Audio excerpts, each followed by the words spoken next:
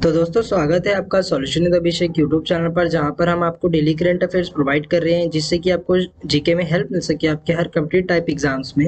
तो चलिए शुरू करते हैं हमारे आज के करंट अफेयर्स से। पर आगे बढ़ने से पहले अगर आप इस चैनल पर नए हैं तो सब्सक्राइब करें और बेल आइकन बटन को प्रेस करें, और इस वीडियो को एंड तक देखकर आप अपना फीडबैक हमें कमेंट बॉक्स में जरूर दें। और इसका पीडीएफ आपको हमारे टेलीग्राम ग्रुप में मिल जाएगा जिसका लिंक वीडियो के डिस्क्रिप्शन में है।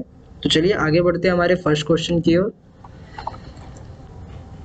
हमारा क्वेश्चन नंबर 1 है, जनवरी 2022 में जो निम्नलिखित में से किस कंपनी ने भारतीय एयरटेल में 1.28% हिस्सेदारी खरीदने का फैसला करा है? तो इसका आंसर है ऑप्शन नंबर 1 गूगल। और क्या बोलते हैं, आप लोगों को आज शाम की वीडियो में भी आना है। शाम का टॉपिक है जितने भी सरकार के द्वारा जितने भी नियम लाए गए हैं, जितने भी पॉलिसीज होती हैं, एक तरह से गवर्नमेंट पॉलिसीज जो होती हैं, वो आज का टॉपिक है। और वो आज शाम को 6 बजे अपलोड हो जाएगा। और कल का टॉपिक था डिफेंस, जो डिफेंस अपडेट था रिलेटेड, आप उसे भी देख सकते हैं, उसका भी लिंक डिस्क्रिप्शन में है। आगे बढ़ते हैं, इसके बारे में क्या बोलते हैं डिटेल फॉर्म में जानते हैं। गूगल किफ़ायती स्मार्टफोन नेटवर्क और क्लाउड जैसे क्षेत्रों में इक्विटी और जो कमर्शियल पार्टनरशिप के जरिए ये जो भारतीय एयरटेल है, इसमें ये भारतीय एयरटेल में 1 अरब डॉलर तक का निवेश करेगा।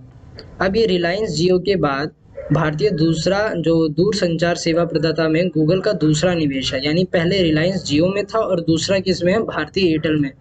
तो आपको ये चीज याद रखनी है कि फर्स्ट किस में था और दूसरा किस में था। और ये 10 अरब डॉलर के भारतीय डिजिटलीकरण कोष का हिस्सा है। गूगल को कंपनी में 1.28% हिस्सेदारी मिलेगी। चलिए आगे बढ़ते हैं। अब इसमें पूछा गया है कि जनवरी 2022 में निम्नलिखित में से कौन द 10 ट्रिलियन ड्रीम नामक नई पुस्तक के लेखक है? पुस्तक का नाम क्या है? The 10 trillion dream. तो आपको इसका नाम याद रखना है।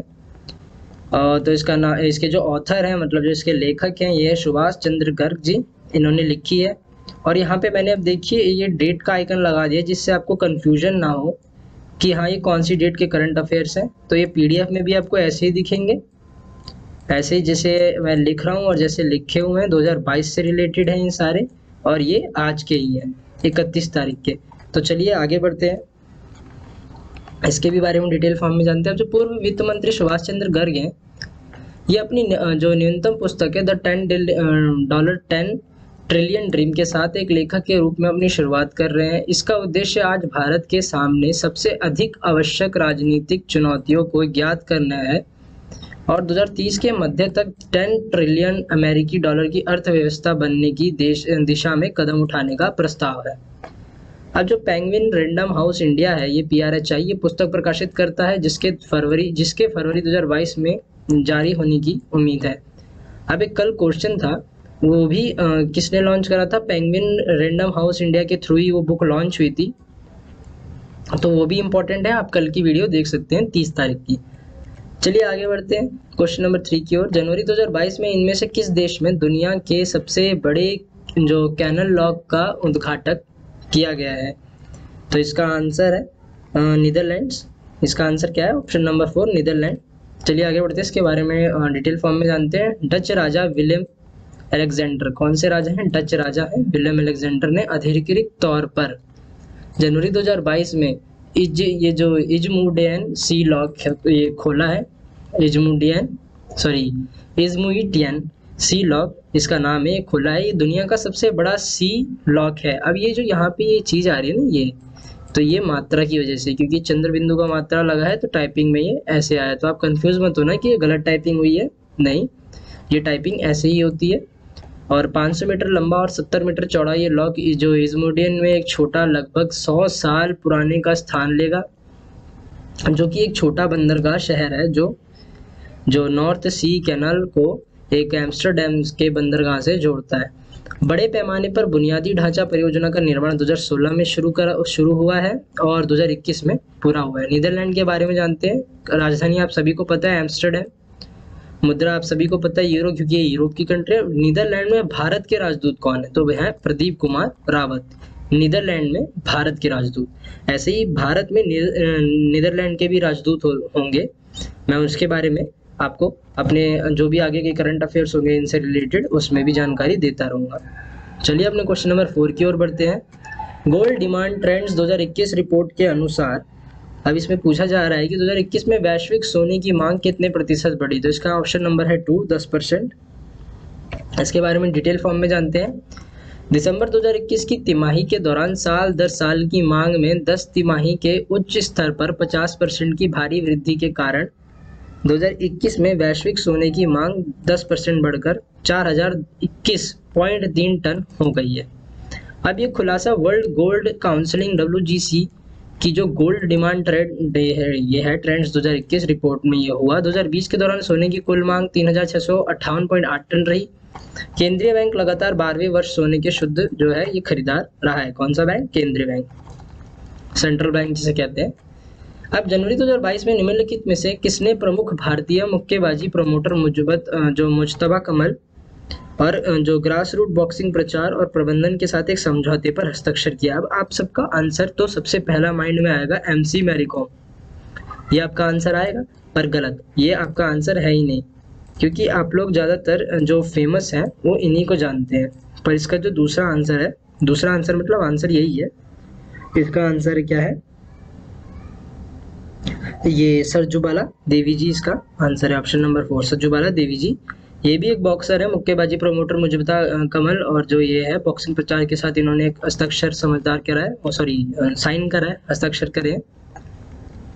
अब जो भारतीय महिला मुक्केबाज और ओलंपियन सरजुला देवी ने जो इम्फाल में प्रमुख भारतीय मुक्केबाजी प्रमोटर मुज्तबा कमाल और grassroot boxing promotion and management के साथ एक समझौता हस्ताक्षर किया है।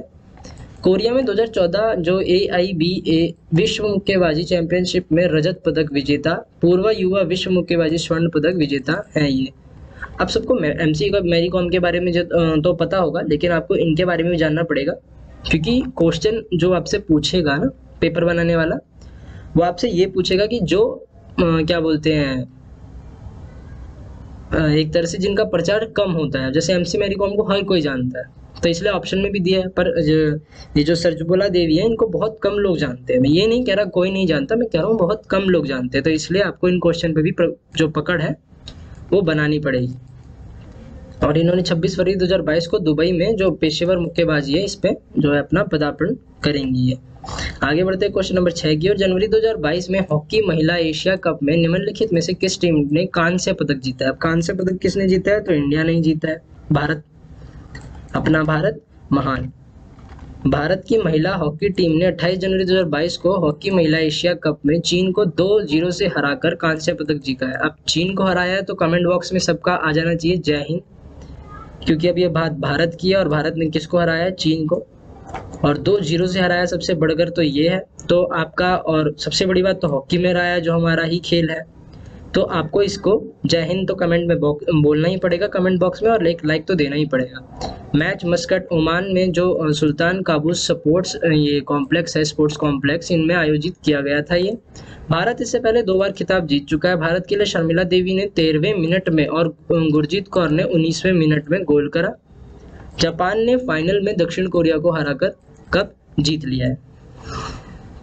ठीक है, आगे बढ़ते हैं क्वेश्चन नंबर 7 की ओर। जनवरी 2022 में निम्नलिखित में से किस मंत्रालय ने नई दिल्ली में मिशन कर्मयोगी के तहत जो है ये अपना क्षमता निर्माण योजना का अपना विजन जो है डॉक्यूमेंट जारी करा है? तो इसका आंसर है खाद्य प्रसंस्करण उद्योग मंत्रालय, यानी ministry of food processing industry. अब जो खाद्य प्रसंस्करण एवं उद्योग मंत्री पशुपति कुमार पारस हैं, कौन है मंत्री इसके? पशुपति कुमार पारस। तो ये इंपॉर्टेंट है, आपको इन्हें भी याद करके रखना पड़ेगा, मंत्री और मंत्रालय। अब जो इन्होंने 28 जनवरी 2022 को नई दिल्ली में मिशन कर्मयोगी के तहत अपने मंत्रालय की क्षमता निर्माण योजना का विजन डॉक्यूमेंट जारी करा है। अब इसे क्षमता निर्माण आयोग के सहयोग से विकसित करा गया है। योजना का उद्देश्य कर्मचारियों को डोमेन क्षेत्र में जो प्रशिक्षण प्रदान करके उन्हें अधिक रचनात्मक और जो ये प्रौद्योगिक शिक्षा में इसे बनाना है। चलिए आगे बढ़ते हैं क्वेश्चन नंबर 8 की ओर। जनवरी 2022 में भारत ने निम्नलिखित में से किस देश के साथ मुक्त व्यापार समझौते हेतु पहले दौर की वार्ता संपन्न की है? तो इसका आंसर है यूनाइटेड किंगडम। यूनाइटेड किंगडम इसका आंसर। चलिए आगे बढ़ते हैं। भारत और यूनाइटेड किंगडम ने 28 जनवरी 2022 को द्विपक्षीय मुक्त व्यापार समझौता हेतु जो वार्ता के पहले दौर का संपन्न करा है, और वार्ता में जो ये 26 नीतिगत क्षेत्रों को महिला किया गया शामिल करा गया, जिसमें माल और सेवाओं जैसे वित्त सेवाओं और दूरसंचार आदि में ये जो संचार है आदि में व्यापार शामिल है। दूसरे दौर की जो वार्ता है 7 से 18 मार्च 2022 को होनी है। 2022 के अंत तक वार्ता समाप्त करने का लक्ष्य रखा है। यूनाइटेड किंगडम के बारे में जानते हैं अब हम थोड़ा सा। राजधानी क्या है? लंदन। मुद्रा पाउंड स्टर्लिंग। और भारतीय उच्चायुक्त कौन है यहाँ के? गायत्री ईश्वर कुमार। कौन है ये? भारतीय उच्चायुक्त। चलिए आगे बढ़ते हैं क्वेश्चन नंबर 9 की ओर। हमारा लास्ट सेकंड क्वेश्चन है, जनवरी 2022 में निम्नलिखित में से किसने म्यांमार के परिवहन और संचार मंत्री जो एडमिरल टिन आंग सान है इसके साथ दूसरी आसियान डिजिटल मंत्रियों की बैठक की जो सह अध्यक्षता है ये करी है? तो इसका आंसर है ऑप्शन नंबर 1 देवू सिंह चौहान। चलिए आगे बढ़ते हैं इनके बारे में डिटेल फॉर्म में जानते हैं। अब जो दूसरी एशियन डिजिटल मंत्रियों की बैठक 28 जनवरी 2022 की आभासी तौर पर आयोजित की गई थी। बैठक की जो सह अध्यक्षता संचार राज्य मंत्री देवू सिंह चौहान और म्यांमार के परिवहन और संचार मंत्री एडमिरल टिन आंग सान के इन्होंने करी थी। अब आप सोच रहे होंगे कि आज है 31 तारीख, लेकिन सर हमें 28 जनवरी का बता रहे हैं। तो दरअसल बात यह है कि कुछ चीज़ें हो जाती हैं, जो डेट होती है उनकी वो उस टाइम हो रही होती है, लेकिन अपडेट जो वर्ल्ड के टाइम पे अपडेट होती है वो उस दिन होती है। अब जैसे 30 तारीख के में आपने आपको पढ़ाया होगा तो उसमें कुछ 29 जनवरी को भी होगा और कुछ 28 जनवरी का भी होगा, तो इससे कोई फ़र्क नहीं पड़ता, ऐसे ही होता है ये। क्या बोलते हैं, जैसे कि मान लो कि प्ले स्टोर पे कोई अपडेट आया लेकिन हमें पता नहीं है, लेकिन हम परसों अपडेट कर रहे हैं, तो ऐसा ही बिल्कुल सेम सीन यहीं पे होता है, सेम चीज़ यहीं पे होता है बिल्कुल। अब जैसे कि कोई चीज़ हो गई बहुत पहले, तो उसका जो अपडेट है, जो मेन अपडेट होता है पूरे न्यूज़ चैनल पे जो आता है, टीवी पे जो न्यूज़ चैनल होते हैं वो उस पर भी ऐसे ही आता है। तो ये इन्होंने कही थी। और बैठक में भारत एशियन डिजिटल कार्य योजना 2022 को मंजूरी दे दी गई। इसमें चारों ओर नकली मोबाइल हैंडसेट का उपयोग से निपटने के लिए एक प्रणाली ये शामिल है। चलिए आगे बढ़ते हैं हमारे क्वेश्चन नंबर 10 की ओर। जनवरी 2022 में प्रधानमंत्री नरेंद्र मोदी ने भारतीय शास्त्रीय गायक की किस जयंती के अवसर पर पंडित जसराज सांस्कृतिक फाउंडेशन का शुभारंभ करा? इसका आंसर है ऑप्शन नंबर 3 92। अब प्रधानमंत्री नरेंद्र मोदी ने 28 जनवरी 2022 को भारतीय शास्त्रीय गायक की जो 92वीं जयंती थी, इस पे अवसर पंडित जसराज सांस्कृतिक फाउंडेशन का शुभारंभ करा। अब फाउंडेशन की स्थापना पंडित जसराज के बेटे शारंग देव पंडित और उनकी बेटी दुर्गा जसराज ने की है। इसका जो मुख्य उद्देश्य है भारत की राष्ट्रीय विरासत, कला और संस्कृति की रक्षा, संरक्षण, विकास और प्रचार इसका होता है। तो दोस्तों आज के लिए इतना ही, कल फिर से मिलेंगे नए करंट अफेयर्स के साथ। तब तक के लिए thanks for watching. Like and share करें इस वीडियो को, सब्सक्राइब करें और बेल आइकन बटन दबाएं। और ये वीडियो सुबह 6 बजे 6 AM पे, मेरे कहने का मतलब है कि 6 AM पे लाइव आती है या फिर प्लेलिस्ट में ऐड हो जाती है, तो वहाँ से भी देख सकते हैं। और शेयर कर दीजिएगा कि जितने भी लोग और हैं जिन्हें नहीं पता है कि हाँ इस चैनल पे भी एक बहुत बढ़िया करंट अफेयर होती है, डेली के डेली अपडेटेड करंट अफेयर, वो भी आ जाए। और जो आज शाम का टॉपिक है गवर्नमेंट पॉलिसीज़ के बारे में, जो सरकार द्वारा जो नियम होते हैं वो बदले जाते हैं, उन सब चीज़ों के बारे में है। और शाम का टॉपिक है आज का, वो भी मैं कवर करवाऊंगा। तो आपको आज शाम को 6 बजे भी लाइव आना है इसी चैनल पे, सॉल्यूशन अभिषेक पे। इसका PDF आपको 1 से 2 दिन बाद ज्वाइन, ये जो टेलीग्राम लिंक है इस पे मिल जाएगा टेलीग्राम ग्रुप पे। तो हमारा जो टेलीग्राम लिंक है ना, टेलीग्राम ग्रुप का जो टेलीग्राम लिंक है वो वीडियो की डिस्क्रिप्शन में आप ज्वाइन कर सकते हैं। इट्स फ्री ऑफ कॉस्ट, एक पैसा नहीं देना है वहाँ पे। और तब तक के लिए जय हिंद, वंदे मातरम।